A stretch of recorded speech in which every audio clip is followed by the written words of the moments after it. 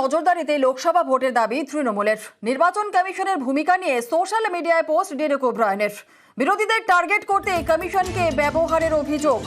Supreme কোর্টের নজরদারিতে লোকসভা ভোটের দাবি তৃণমূলের। নির্বাচন কমিশনের ভূমিকা নিয়ে সোশ্যাল মিডিয়ায় পোস্ট ডেরেক ওব্রায়েনের। বিরোধীদের টার্গেট করতে কমিশনকে ব্যবহারের অভিযোগ। আবির ঘোষাল আমাদের প্রতিনিধি রয়েছে, আরো বিস্তারিত বলবে আবির।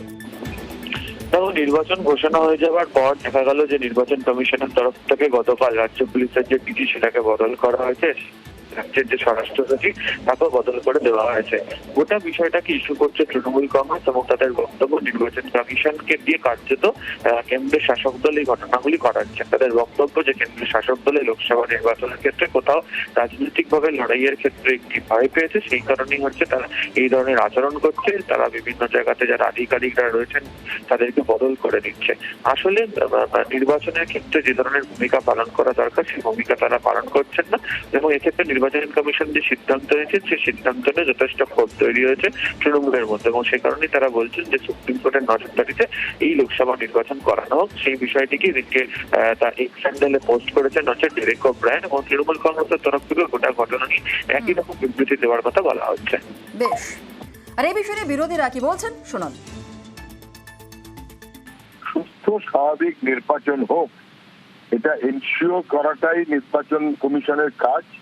নির্বাচন কমিশন ফেল করলে যে ফোরাম আছে সব জায়গাতেই যাওয়া যায়, যাওয়া সম্ভব, যাওয়া উচিত, এটা নিয়ে কোনো সন্দেহ নেই। আমি কখনো রাজ্য নির্বাচন কমিশনের সঙ্গে তুলনা টানছি না। আমি শুধু এইভাবে বলি যে কেন মানুষ নিশ্চিন্তে ভোট দিতে পারেন তার মতন করে এই পরিবেশ তৈরি করাটা রাজ্যের রাজনৈতিক দলগুলোর পক্ষে উচিত, জরুরি এবং শাসক দলের ভূমিকাই সেখানে মূল।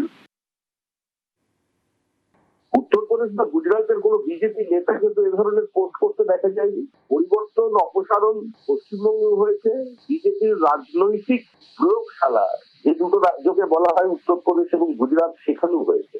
আসলে সোশ্যাল মিডিয়া আজকের রাজনীতিবিদদের কাছেও এখন একটা হাতিয়ার হয়ে গেছে। তৃণমূল কংগ্রেস আতঙ্ক এবং হতাশা থেকে এই পথ বেছে নিয়েছে, কারণ তারা জানে পরাজয় নিশ্চিত। এই নির্বাচনের পর তৃণমূল কার্যত অপ্রাসঙ্গিক হয়ে পড়বে পশ্চিমবঙ্গ রাজ্যতে। একটা লেমডা গভর্নমেন্ট কিছুদিনের জন্য চলবে, যেটা 2026 পর্যন্ত কন্টিনিউ করতে পারবে না, এটা তৃণমূলের কাছে নিশ্চিত।